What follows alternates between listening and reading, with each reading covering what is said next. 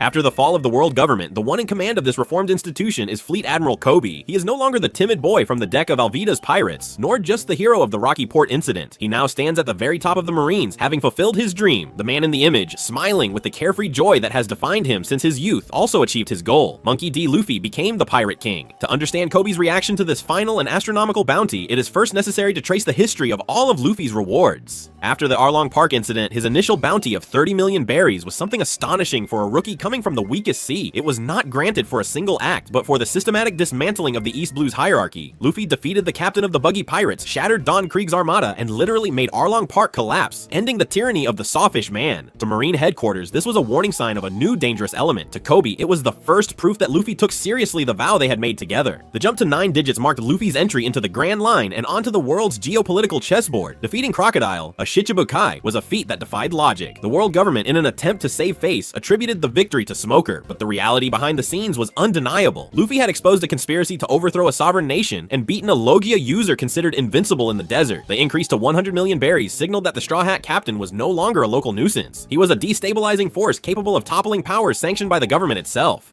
We can't let the pirates that defeated him go unpunished. We have to retaliate swiftly. I want all of our energy concentrated on finding this Monkey D. Luffy.